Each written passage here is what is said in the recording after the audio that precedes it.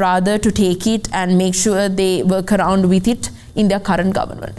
So, Professor, do you think this IMF situation, how the NPP government is handling, is way better than how it was in the past, given that we have a couple of more time and to proceed with it and make sure that it better helps the landscape in our country? Yeah, that's one of the very good question once again you raised. Yes, IMF actually, as I told you even the last time, IMF guidelines or the framework are the most important. Right? Because the IMFA seal, so when you have the IMFA approval, so you can get a lot of things from the other places. In an easy to understand way, if you can get a bank loan from the People's Bank or the Bank of Ceylon, then the private banks will give you more and more loans. That's why you need the IMF. So therefore, I think that this government has to follow the IMF rules. But before they came to power, they said that they will just remove the plug from the IMF. That is one of the strong motto, the strong theme from the very beginning. Not now, maybe 30, 40 years ago. So they have been speaking, we are removing the plug from the World Bank. But now they have strengthened that plug. So anyway, they have to follow. I agree with them, because at the moment, so we are struggling, we have been struggling. So one after another, we just liberated our country from the clutches of the terrorism, separatism.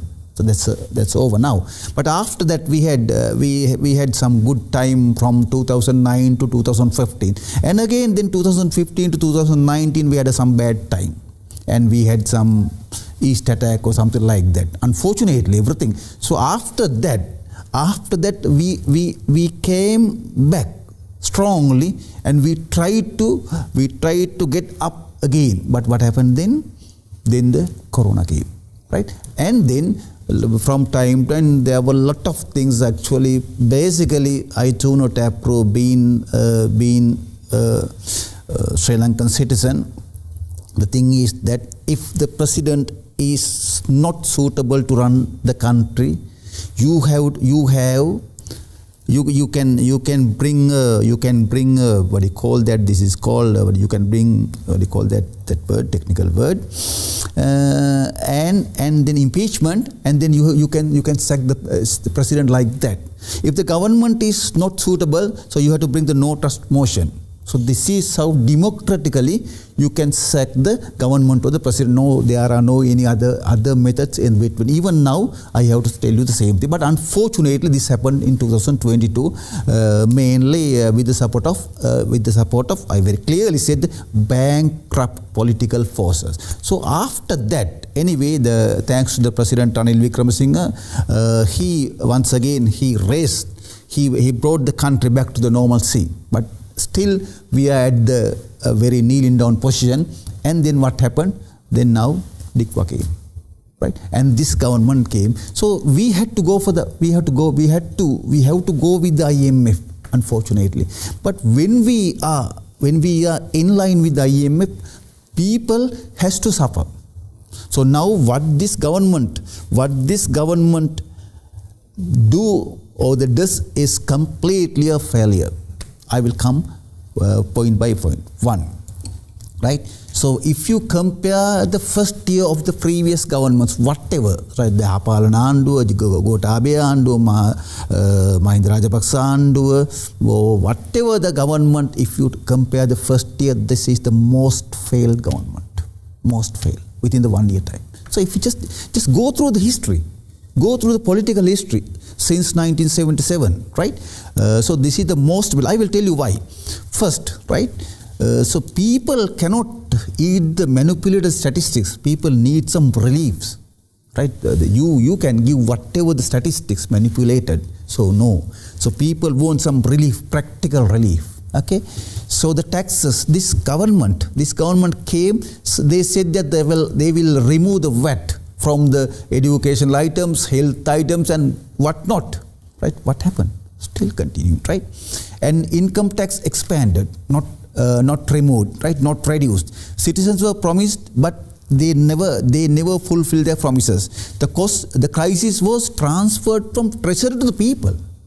The earlier the problem is with the treasury, now the problem transferred from the treasury to the people.